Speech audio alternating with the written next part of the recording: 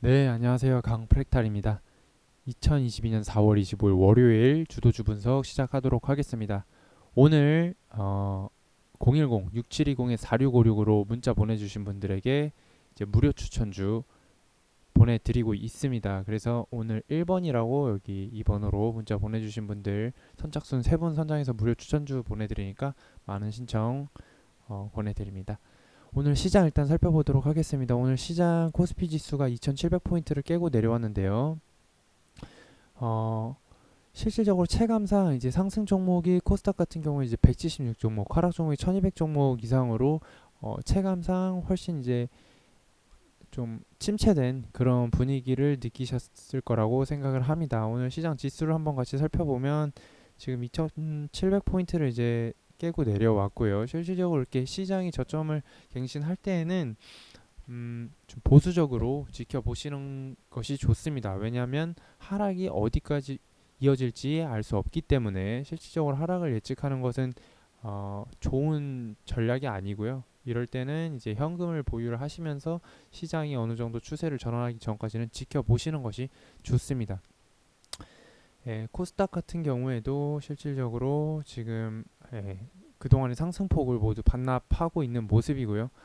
예, 지금 개인들이 모두 이제 외국인과 기관의 물량을 받아내고 있고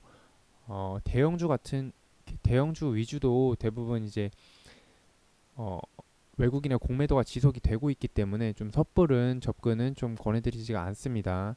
네, 그래서 오늘 종목 좀 살펴볼 건데요. 일단 이제 먼저 상승 종목 하나만 먼저 살펴보고 들어갈게요. 실제 그리고 나머지 이제 대형주 위주로 설명을 드리도록 하겠습니다. 오늘 일단 고려산업이 이제 점 상한가를 기록을 했습니다. 그런데 이제 그 전에 흐름을 이제 살펴보면 고려산업 같은 경우는 이제 배합사료 관련 주고요. 이제 한일사료랑 현대사료가 최근에 강한 모습을 보여주고 있잖아요. 이제 고려산업이 이제 뒤이어서 상승세를 보이는 모습입니다. 네, 지금 최근까지만 해도 이제 이 볼린저 중심선을 기준으로 계속 상승과 하락을 반복하면서 추세를 유지해주는 모습을 보였는데요. 제가 이렇게 말씀드렸죠. 이렇게 상승과 하락을 단기간에 반복을 하는 것은 일반적인 흐름이 아니다. 자연스럽지 못한 흐름이다. 그러면 한 번쯤 좀 의심하고 지켜볼 필요가 있다. 왜냐? 이건 누군가가 작업을 하고 있는 것일 수 있기 때문에. 그래서 개인적으로 저는 고려산업 당연히 이게 세력이 진입을 해 있었다고 판단하고요. 추세를 깨지 않고 강하게 올려주는 모습에서 네, 이런 구간 4,000원을 뚫고 올라가는 구간에서 분명 분할 매수로 진입을 해볼 만한 관점이었다 이렇게 파악이 되고요. 여기서도 한 번 더 털어내는 모습을 보였습니다. 그리고 다음날 상한가를 기록하고 오늘 점상한가를 기록한 모습입니다.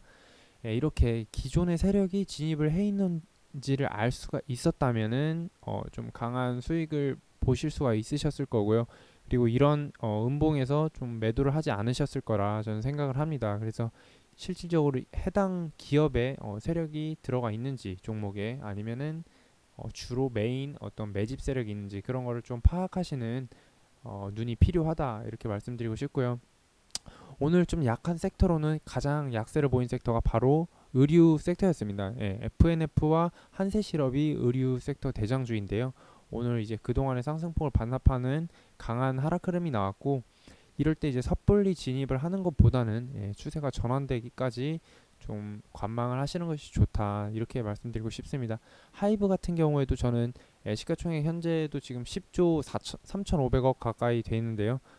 고평가라고 제가 영상에서 말씀을 드렸고 고평가라고 말씀드린 이후에 지속적으로 하락하는 흐름을 보이고 있습니다. 제가 32만 원 이 부근에서 하이브 여전히 고평가다. 시가총액 지금 영업이익 기준 향후 성장성을 반영하더라도 현재 시가총액 뭐 11조 원 이상은 말이 안 되는 가격이다 이렇게 말씀을 드렸는데 물론 해당 섹터의 어떤 투자 심리가 살아 있고 향후 성장성이 기대가 되는 상황에서는 지속적으로 탄력을 받고 올라갈 수도 있지만 객관적으로 지금 추세가 지금 꺾여 있는 시점에서 지켜보면은 완전히 고평가가 맞다. 그래서 지금 진입도 그렇게 좋은 판단이 아니다 이렇게 말씀드렸습니다.